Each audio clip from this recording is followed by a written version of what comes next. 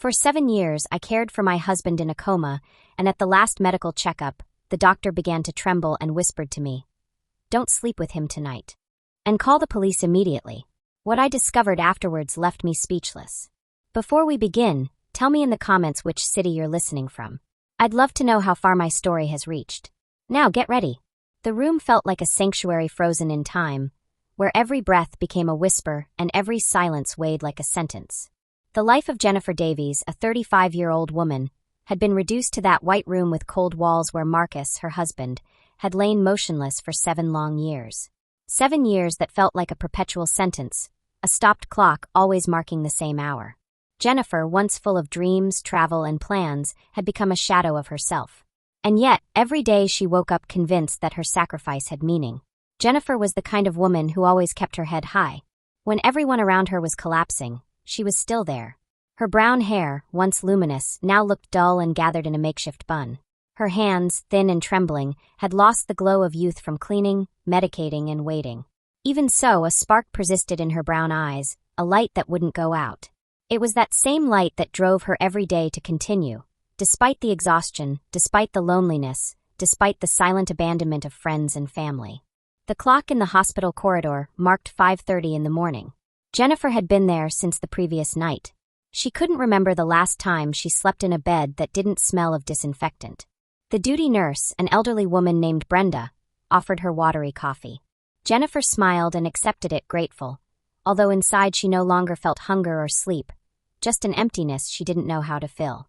"Mrs. Davies," Brenda said with a voice trying to be warm, "you must rest a little. You can't keep going like this." "I can't leave," Jennifer replied without taking her eyes off Marcus. "If he wakes up and doesn't find me, I couldn't forgive myself." Marcus looked like a sleeping doll. His pale skin contrasted with the white sheets. Jennifer remembered perfectly the day it all happened. The car, the rain, the call that left her breathless. Accident. That word pierced her heart. Since then, her life had stopped. As evening fell, Dr. Harrison arrived, a man with a calm voice and serious face. He had been in charge of Marcus's case for years, and although his manner was professional, he had developed a certain affection for Jennifer. She looked at him with a mixture of hope and fear. "Doctor, have you noticed any improvement?" she asked, clutching her hands as if praying. "I can't promise anything," he replied, "but today I want to run some more tests. I've seen some changes." Jennifer felt her heart pound hard. She approached her husband's motionless body and smoothed his hair, whispering words of encouragement as if he could hear them. "I'm here, Marcus. I'll always be here." As the doctor checked his pupils, the tension on his face was evident. His fingers trembled slightly as he placed the flashlight. Jennifer noticed it but didn't want to interrupt. For an instant, Dr. Harrison looked away from the patient and fixed his gaze on her with something that seemed like fear. "Everything seems normal," he finally said, trying to conceal his nervousness. "We'll do new analyses." "Normal." Jennifer tried to smile, but her voice cracked. "So there's hope." "There's something I need to tell you," the doctor murmured softly. "Outside." Jennifer nodded and left the room, closing the door slowly so as not to wake her husband, as if he were truly asleep. In the hallway, Dr. Harrison looked both ways before leaning in close to her ear. His voice became a thread. "And don't sleep with him tonight, and call the police immediately." Jennifer froze. She thought she hadn't heard correctly. "What are you saying, doctor? Why would I need to call the police?" "Listen to me," he replied, his eyes wide. "It's for your safety." Before she could insist, a nurse called him from another room, and Dr. Harrison hurried away, leaving her with that phrase ringing in her mind. Jennifer felt the floor disappear beneath her feet. She looked at the door where Marcus slept, motionless, harmless. What could that mean? What danger could a man in a coma pose? At that moment, her mother, Caroline, arrived with a handbag. She was a woman of strong character, although time had also robbed her of strength. She approached her daughter and touched her arm. "Jennifer, darling, you have to let go of all this. You can't keep living for a man who can't even see you." "Mum, don't talk like that," Jennifer replied with tears in her eyes. "I can't abandon him. How can I abandon him when he never abandoned me?" "It's consuming you," Caroline insisted. "You've lost your job, your friends, even your health. Look at you." Jennifer didn't reply. She simply went back into the room and closed the door. She sat next to Marcus's bed, taking his inert hand. His fingers were cold, but there was something in his expression that for the first time in years felt different to her. She couldn't say what, but a shadow seemed to cross her husband's face. The silence became unbearable. Jennifer turned on the room's television, but didn't pay attention to the news. Her mind was trapped by the doctor's words. "Don't sleep with him tonight." The phrase repeated like an echo. She looked at the clock. The hours passed slowly, dragging like a punishment. In the middle of the night, when the hospital was quiet, Jennifer thought she heard a sound, a very faint whisper. She turned her head and saw Marcus in the same position. She got up and approached. Everything seemed the same. She thought it was her imagination. Exhaustion was playing tricks on her. She sat down again, but couldn't take her eyes off him. "If you're awake, please tell me." "Don't punish me anymore," she murmured, her voice broken. Her tears fell onto the sheet. The heart monitor continued to mark the same steady rhythm as always. At dawn, Jennifer left the hospital and took a deep breath of the cold air. She didn't know whether to go home or stay. On her phone, she had unanswered messages from friends and from her sister, Lucy. They all told her the same thing: to stop wasting her life, to let go, but she couldn't. There was something stronger than reason, a mixture of love, guilt, and fear that bound her to that man. As she walked towards the bus stop, she remembered the day she met Marcus. He was a confident, charming man with plans and goals. She fell in love with him because he promised her a future full of adventures. Now that future had turned into a routine of hospitals and plastic chairs. The bus arrived, but Jennifer didn't get on. She decided to return to the hospital. She couldn't leave him alone. Not after the doctor's words. Something inside her told her she had to be there. Upon re-entering the room, she noticed something strange. The curtain was drawn differently. The chair she had been sitting in was a few inches further away. She approached Marcus and touched his face. Cold, motionless, but for an instant, she thought she saw his lips barely move. She leaned in, holding her breath. Nothing, just the constant beep of the monitor. The tension in her chest was unbearable. She knew something was happening, but she couldn't prove it. Her mind swung between doubt and terror. What if it was all an illusion caused by her exhaustion? Or what if the doctor was right and Marcus represented a danger she couldn't imagine? She looked at the phone in her handbag. She could call the police, she could leave, but she didn't. She sat by the bed and decided to wait. The hospital camera, located in the corner of the room, blinked with a tiny red dot. For the first time in years, Jennifer felt watched, as if someone else was there behind the lens, observing her every move. The doctor's words repeated in her head as she held Marcus's cold hand. Night fell again, slow and dense. Outside, the hospital noise faded. Inside, only she, the motionless man, and a phrase that haunted her remained. "Don't sleep with him tonight, and call the police immediately." Jennifer couldn't know it yet, but that night would mark the beginning of the end of everything she believed to be true. The sun had set when the ambulance parked in front of the house. Jennifer descended first. Her eyes were red from insomnia, and her heart was in knots. They carefully unloaded Marcus. His body remained inert, but in Jennifer's gaze there was no longer the same tenderness that had sustained her for years. Something had broken, an invisible crack that was beginning to open inside her. The house was cold, dark, with that smell of enclosure that hurts the chest. 7 years with the same routine, the same stale air between the walls. Jennifer opened the windows, turned on some lights, and watched as they placed Marcus in his usual room, the one at the back next to the large window. The room hadn't changed. The orthopedic bed, the medicines on the shelf, the beige curtains she washed every week out of habit, although no one looked at them. "Thank you, you can go," Jennifer said softly to the paramedics. When she closed the door, she stood observing her husband. His face was still the same, serene, absent, as if time hadn't passed. But Jennifer was no longer the same. The doctor's warning had pierced her soul like a burning thorn. "Don't sleep with him. Call the police." "Why?" She walked to the bathroom, washed her hands, and looked at herself in the mirror. She looked like a stranger. Deep dark circles were marked under her eyes. Her skin looked gray, as if sadness had absorbed all the color. She wondered how much more she could endure. How long can you love someone who doesn't respond, who doesn't touch, who doesn't see? She remembered the first time Marcus kissed her. It was at a summer fair. Her hair had gotten wet with a water pistol, and he laughed before leaning in. Then it seemed impossible that anything could separate them. They had plans, children, a house with a garden. All that was left behind, crushed by a cruel reality that left no room for dreams. That night, while Marcus slept, Jennifer sat in the armchair in the hallway opposite his slightly ajar door. She couldn't sleep, nor did she want to. Every second, her mind returned to Dr. Harrison's words. His tone hadn't been medical. It had been human, as if he feared for her. Outside, the rain began to beat against the window panes. It was fine, constant, as if the sky also carried a contained sadness. The clock marked 3:10 when something broke the calm. A barely perceptible sound like a whisper. Jennifer sat up, straining her ears. It came from the room. She entered slowly, her heart pounding in her temples. Marcus was still there, the same, but something felt different. She approached slowly. His breathing was still measured, but his lips seemed to have murmured something. Jennifer leaned in, her soul clenched. There was no movement. She touched his hand, cold as always. "If you're awake, please tell me. Don't punish me anymore," she said in a whisper choked with tears. No answer, just the sound of the rain and the distant beep of the refrigerator. Jennifer stayed a few more minutes, waiting, but the silence settled again with its heavy cloak.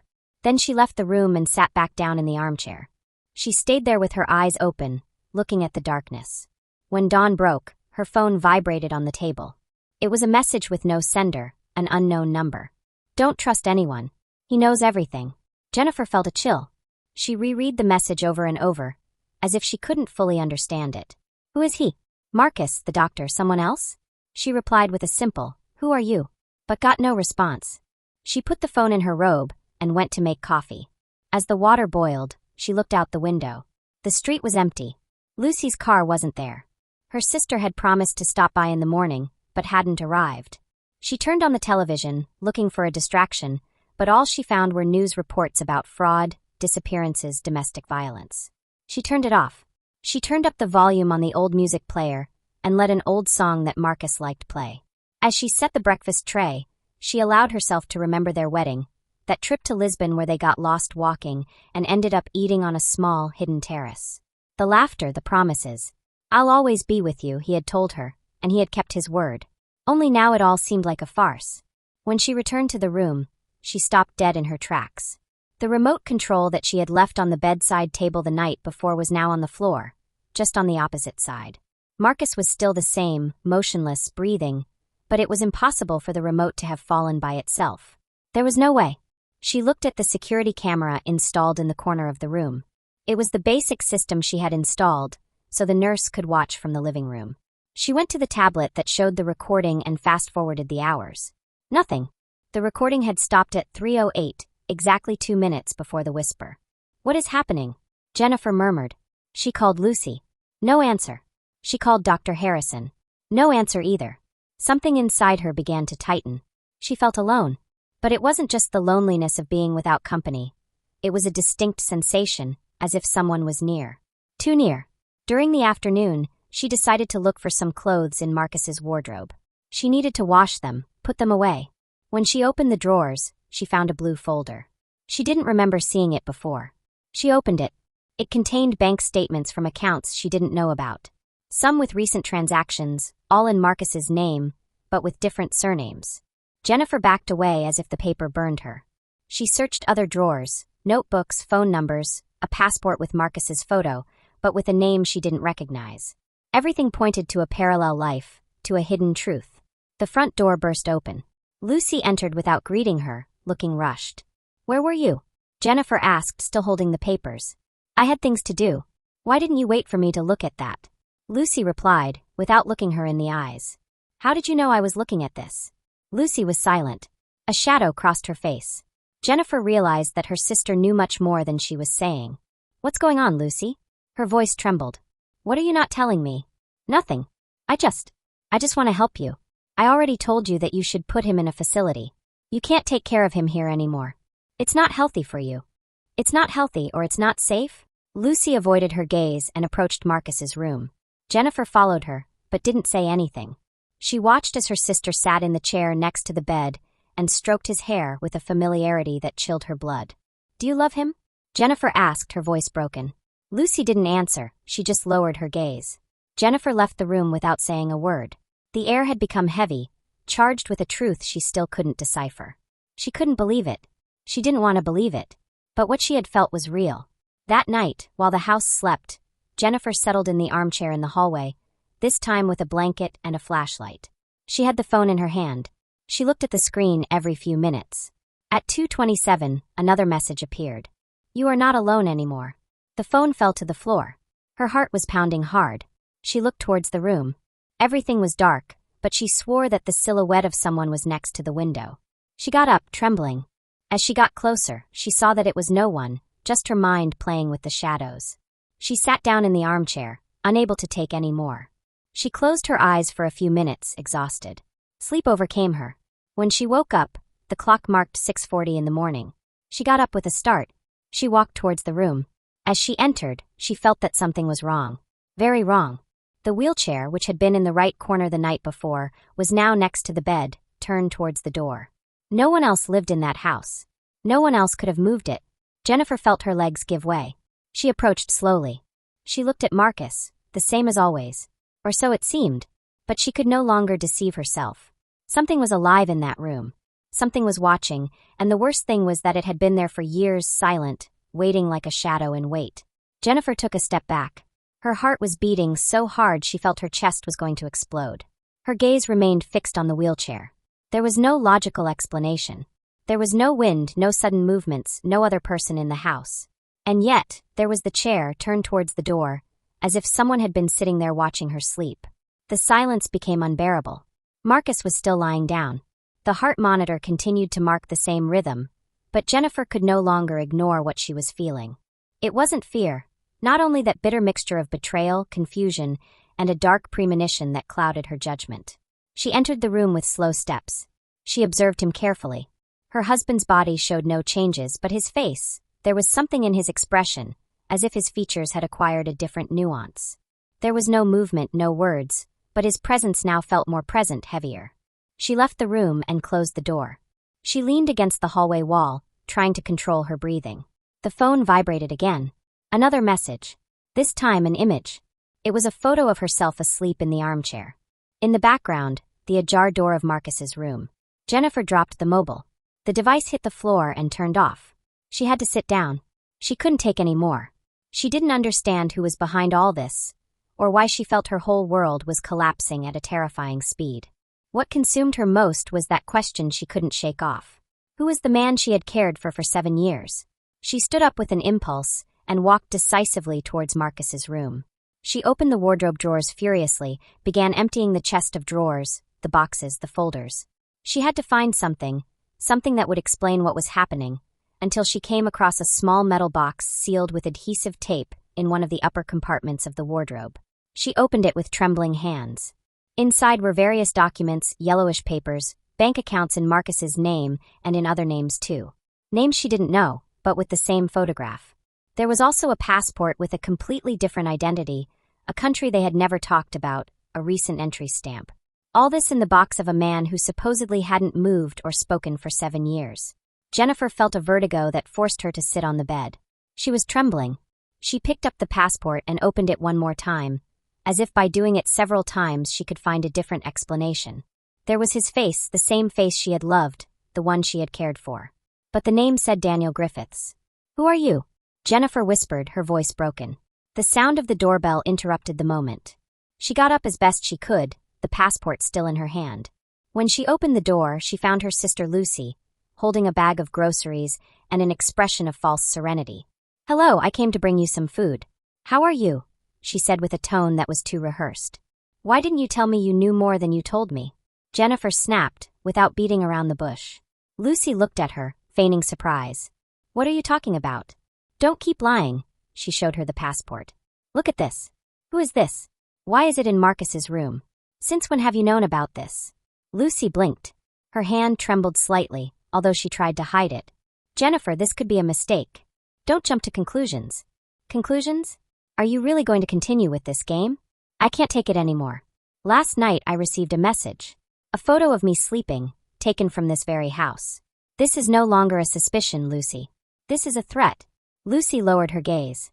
For a few seconds she was silent. Then she said something Jennifer wasn't prepared to hear. "You have to put him in a facility now." "What?" "Listen to me, please," Lucy said, lowering her tone. "You don't know who you're dealing with. That man is not your husband." Jennifer felt her legs weaken. "How can you say that? What are you implying?" Lucy grabbed her arms. Her face, for the first time, showed not compassion, but a mixture of urgency and something that bordered on the sickly. "You have to trust me. Some things are better left unsaid. He can be dangerous." Jennifer pushed her away forcefully. "You knew. Since when?" Why didn't you tell me, Lucy? I've been living with him for 7 years. Don't judge me, Lucy countered. You don't understand what's at stake. Then explain it to me now. Lucy hesitated, looking towards the room.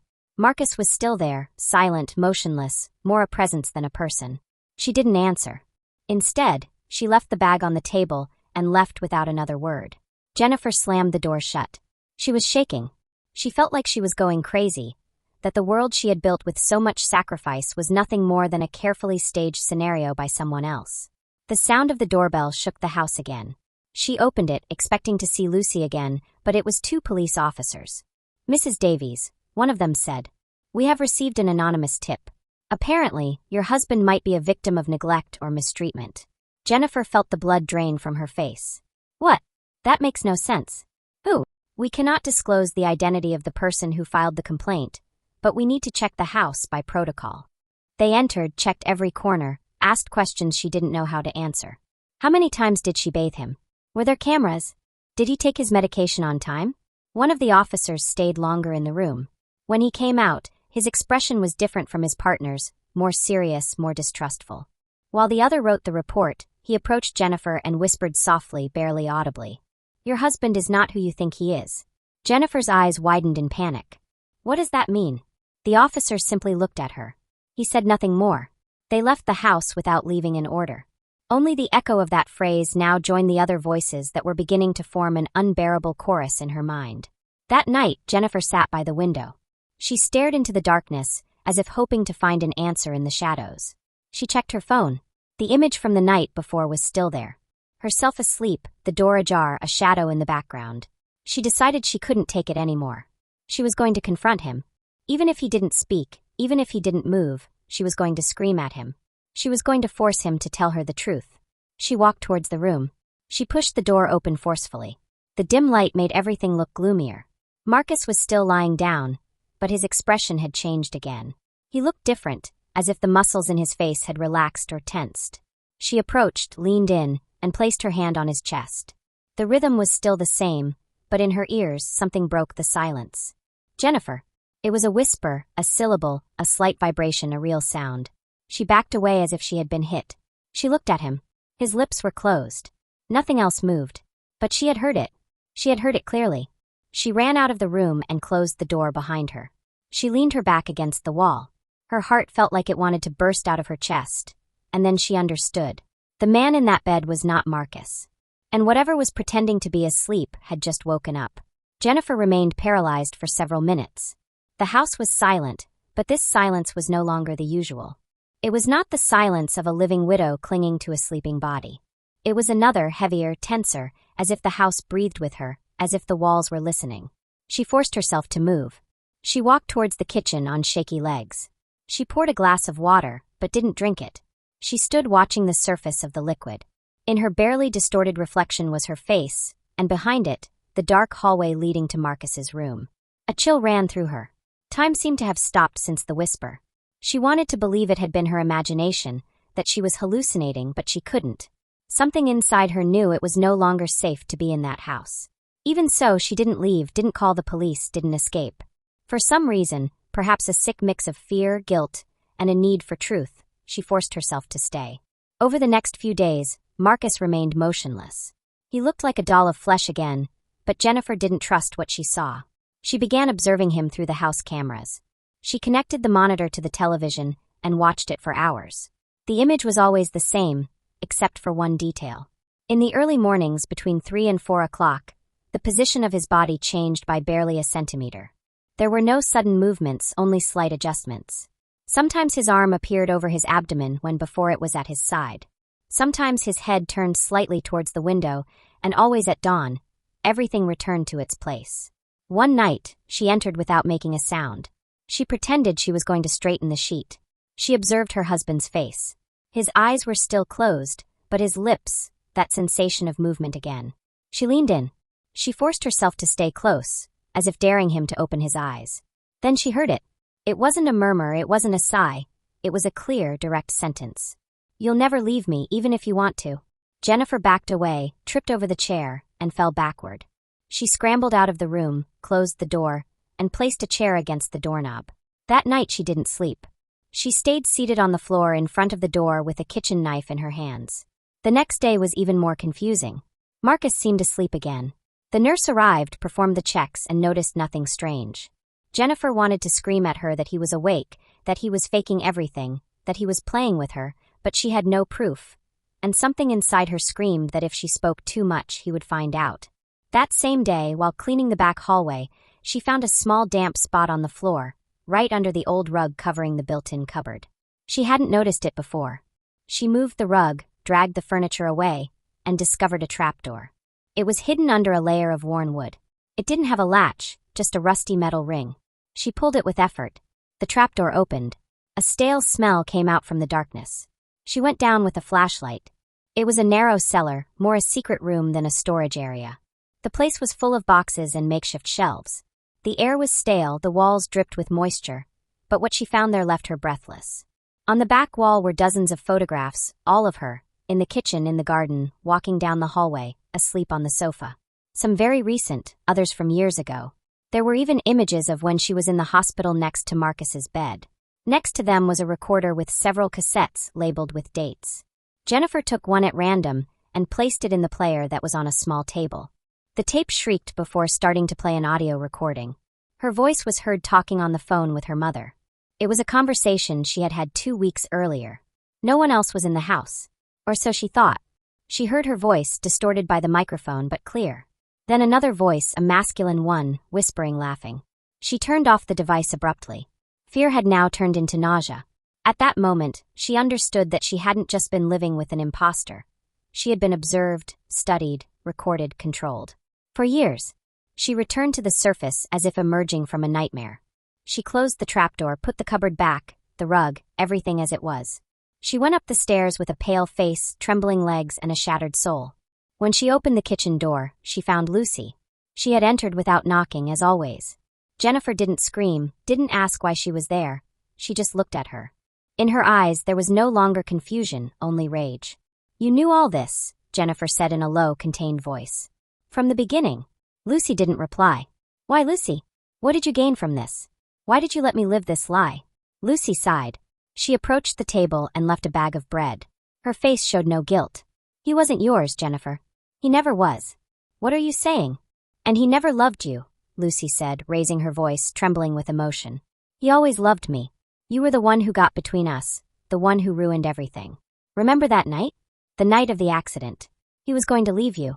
We were going to start a life together, but you followed him. You made a scene. You screamed like a madwoman. And then everything changed."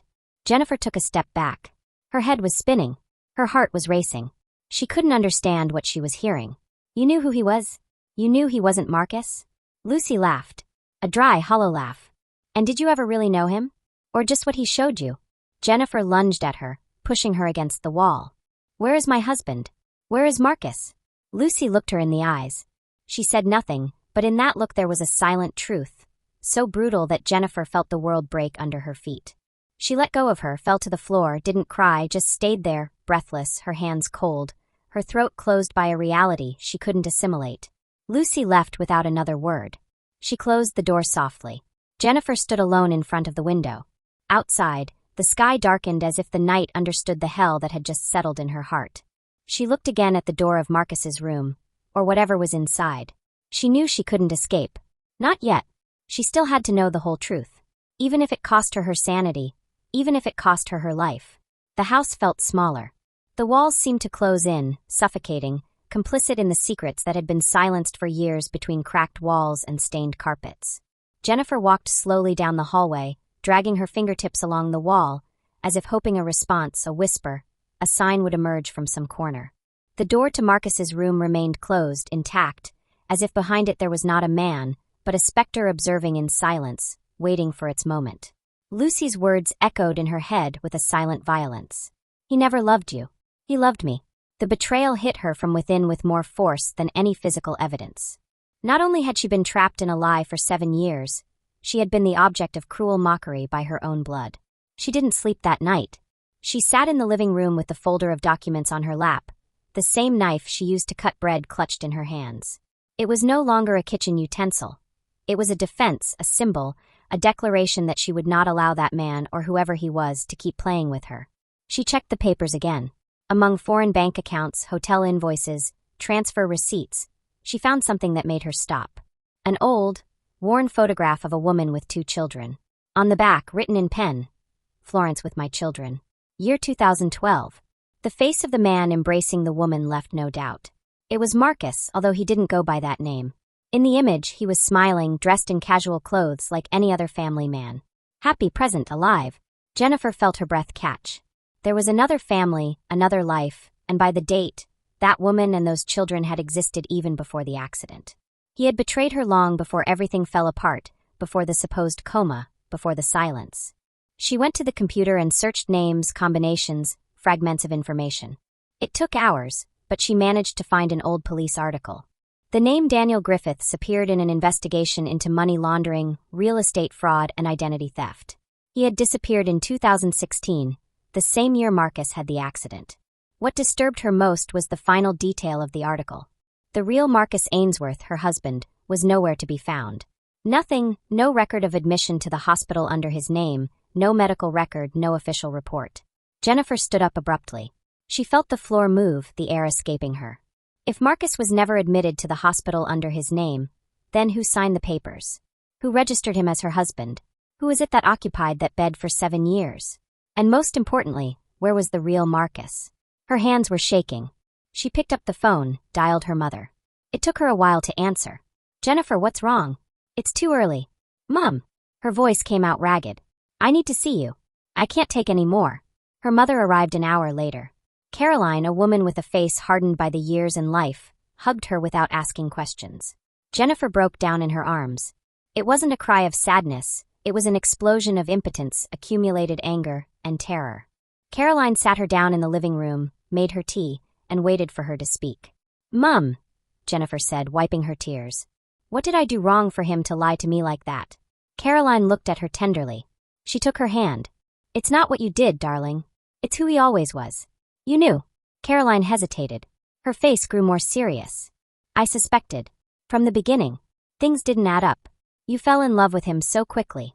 He was charming, yes, but always so reserved, so perfect that he seemed manufactured. He never talked about his past or his family, never brought anyone home. I tried to tell you, but you were so blind. And Lucy, you knew she. With Lucy, things were always complicated. You always shone brighter, Jennifer." She knew it, and it consumed her. When you met Marcus, she had already had something with him. She never told you. She swore he would come back to her. Jennifer closed her eyes.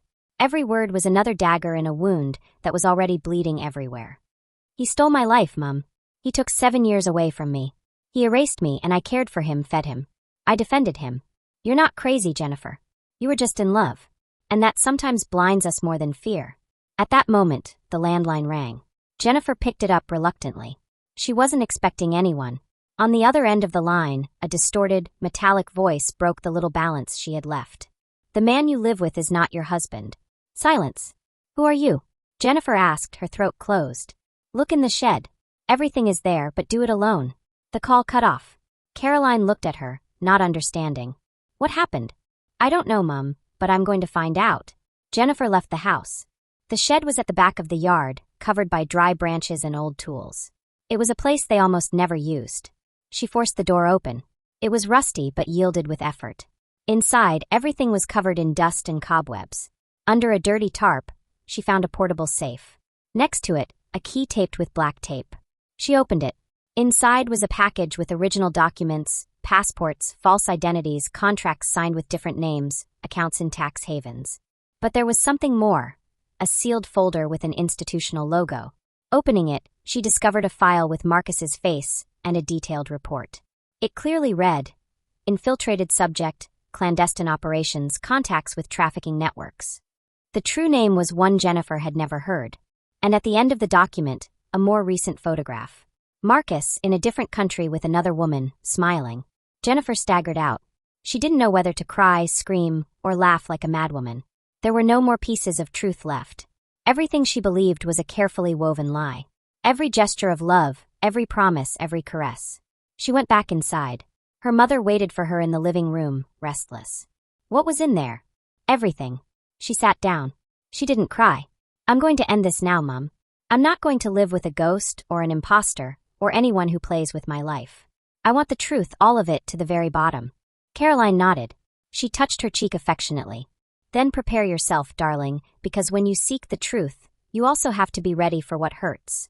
And you have endured more than many could. Night fell slowly. Jennifer stayed looking at the room's door. She knew she couldn't keep postponing it, that the next step would be to confront him, even if he didn't speak, even if he denied everything, even if he lied to her again, because now she was no longer the same woman as before. Now, for the first time in 7 years, it was she who was watching from the darkness. And he, the imposter, knew it. Jennifer remained silent, seated on the threshold of her room with the door barely ajar. The house seemed to hold its breath. Every shadow, every creak of the floor, every rustle of the wind at the window kept her alert. She didn't feel fear as before. It wasn't panic, it was something else. A cold mix of determination and rage. She had been a victim, yes, but also a witness and guardian of a monster hidden under the disguise of a sleeping man. At 3 a.m, she heard the faint squeak. It came from the room. Her bedroom door trembled slightly. He was doing it again, moving while he thought no one was watching. But this time she didn't hide. She slowly opened the door and walked to the threshold of Marcus's room.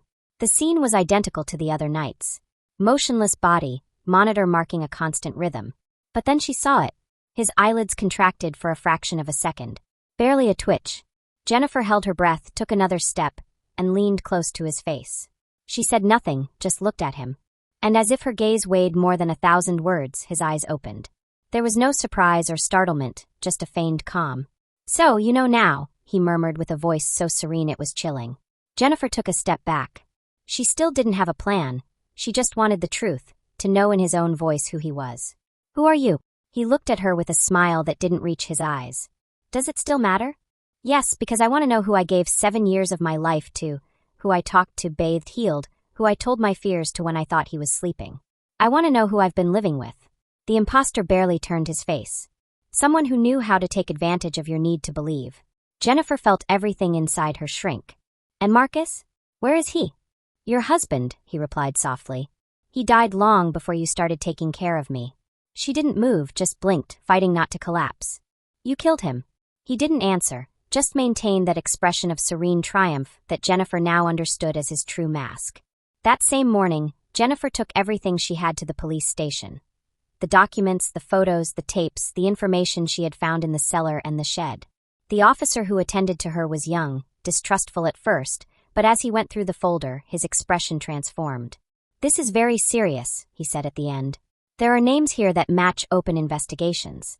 This man has not only used multiple identities, but he is linked to organizations operating outside the country. He is wanted for fraud, extortion, forgery, even human trafficking." Jennifer remained motionless. "And my husband, the real Marcus Ainsworth?" The officer opened another file on his computer, typed, searched, cross-referenced data, then looked up. The real Marcus Ainsworth was reported missing 7 years ago by his sister, but the case was closed because there was no evidence of a crime or a body, only the abandoned car. Until today, there were no clear leads. Jennifer felt her soul empty. Then the accident never happened. The officer shook his head. "It seems not, at least not as you believed it." She left the police station with dry eyes. Not a tear. Everything inside her had turned to ash.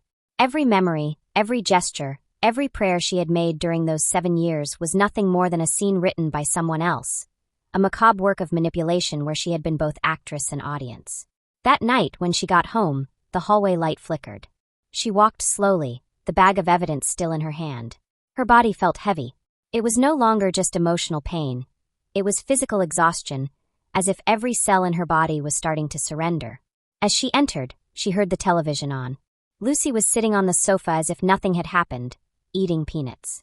"What are you doing here?" Lucy didn't look at her. "I wanted to see you. To know if you know everything now." Jennifer stood still. "You also knew he killed him?" "Yes. And not only that." Lucy put the bowl on the table. "I helped bury him." The silence became an abyss. "What?" "It was in the back garden, where you planted the hydrangeas the 2nd year. He was desperate. He told me you had ruined everything, that he needed to disappear, and I didn't hesitate. I helped him, not because it was fair, but because I loved him more than you ever could." Jennifer took a step back, as if Lucy had transformed into another creature. "How could you? You were the perfect one, Lucy spat out, the good daughter, the exemplary wife always applauded. I just wanted something that was mine, and he promised me that, but then he betrayed me too. He started watching you, obsessing, playing with your mind, using you as a pawn. I realized I was never his priority, neither you nor anyone. Jennifer said nothing, left the living room, didn't scream, didn't cry. She walked to her room and sat on the bed. Her world had fractured into too many pieces to try to repair it. The following hours were a whirlwind. The police raided the house the next day. In the garden where Lucy indicated, they found human remains. DNA tests confirmed the inevitable. The real Marcus was dead, buried under Jennifer's feet. And the man who had been faking a coma for 7 years was a wanted criminal in more than 3 countries.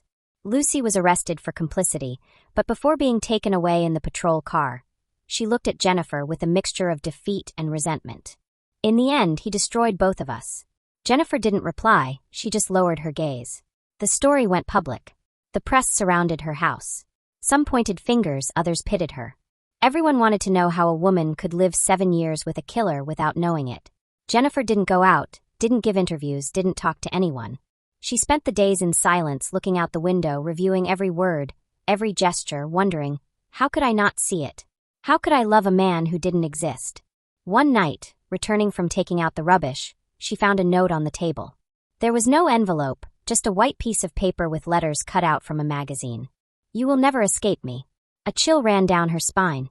She looked in all directions. The windows were closed. The door was not forced. Nothing seemed out of place.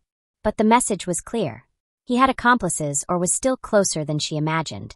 That night she didn't sleep. She no longer felt like a victim. She didn't even feel like a person. She was just another shadow in that house full of lies, betrayal, and death. But one more chapter remained, because the story was not over. Not yet. And she was not going to die without discovering who had written the script of her life. Because for the first time, Jennifer understood that there was no greater terror than not knowing who sleeps beside you. And there was no greater power than ceasing to be afraid. At 5:46 in the morning, Jennifer woke up with a knot in her chest. The air in the house felt denser than ever. The note was still on the table. The magazine cut-out letters shone under the kitchen lamp. You will never escape me. She had read that sentence so many times in her head during the night that it had become embedded like an echo in her mind. She walked to the bathroom, washed her face, and looked at herself in the mirror. She was not the same woman who had entered the hospital 7 years ago with the hope that her husband would come out of the coma. Nor was she the woman who for years refused to accept that something was wrong. Facing that reflection was a different version of herself. Broken, yes, but firm, scarred, but more alive than ever. At 7 o'clock sharp, she entered the police station. She asked to speak directly to the chief inspector. In her bag, she carried the folder with evidence, recordings, copies of the documents, and most importantly, the note. I need protection and I need you to accompany me to finish this, she said bluntly. The chief inspector, a serious, seasoned man, read the note with a frown. You've received threats. And it's not the first, she replied. And I know who is sending them. He's not alone.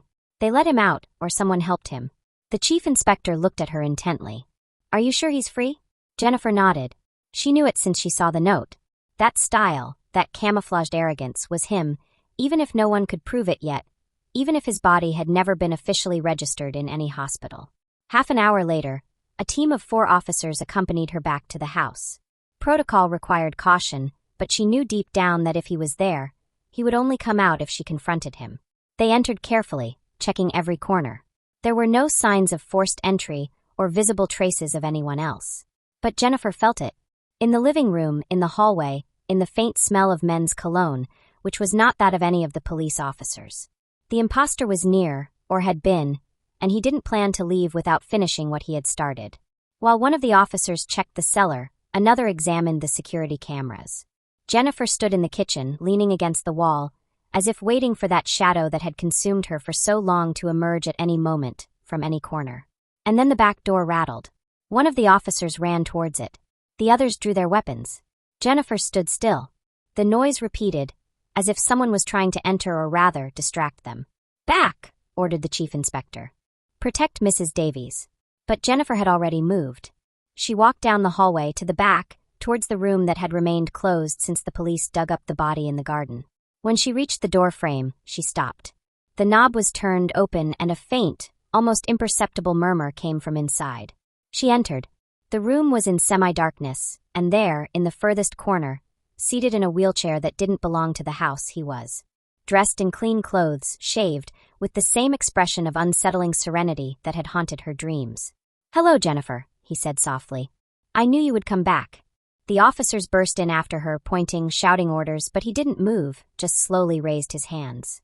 "I'm not armed. I never was. She knows it." The chief inspector approached, put the handcuffs on him, and it was then, just as they turned his face to lead him away, that the imposter turned to Jennifer and whispered, "I was always the only one who truly knew you." Those words tore her apart more than the confession, more than the lost years. Because deep down, in the deepest part of her heart, Jennifer knew that there were parts of her that no one, not even herself, had ever gotten to know, and that this man, with all his poison, had looked beyond her facade of a devoted wife. He had seen her loneliness, her dependence, her emptiness, and he had used it. The officers took him away, the sirens faded. The house fell silent again. This time a different silence. It wasn't oppressive, it was hollow. It was the emptiness of something that left, and that should never have been. For days, Jennifer didn't talk to anyone, didn't answer calls, didn't watch television, she just walked around the house. She touched the walls, the windows, the hallway rug. Everything was soaked with false memories, but also with her truth, her real pain, and no one could deny her that anymore. One morning, with the sun filtering through the living room window, she decided to go out. She walked aimlessly. She left her mobile at home. She didn't carry a bag, just her keys and a crumpled banknote in case she needed to return. She reached a park, sat on a bench under a tree. She watched the children play, the elderly feed pigeons. Couples arguing in silence, as if love were a taut rope about to break. And then in her mind, like a calm narration, she began to hear herself. Sometimes we believe that love is blindness, sacrifice, and surrender. But true love begins with oneself, because no one deserves to have their life trapped in a lie, or in a memory, or in a broken promise. No one should lose themselves for someone who was never real. She stood up, walked to the nearest flower shop, and bought a single white flower, without adornments, without notes, just the flower. She went to the cemetery. She located the grave of the real Marcus. The headstone was simple, engraved with his name, his dates, and a phrase that no longer made sense to her. Always loved, never forgotten. She knelt down, left the flower, said nothing, didn't cry, just closed her eyes. And at that moment she understood that she wasn't saying goodbye to him. She was saying goodbye to herself, to the woman who loved him, who cared for him, who got lost in his reflection. When she opened her eyes, she barely smiled. But it was a true smile because at that moment, Jennifer Davies was finally free. What did you think of this story? There are many people who, like Jennifer, are fighting silent battles every day.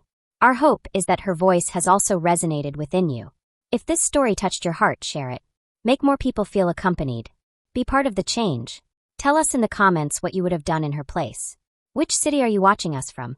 Reading you makes us feel closer to you. And if you haven't already, subscribe, and hit the little bell.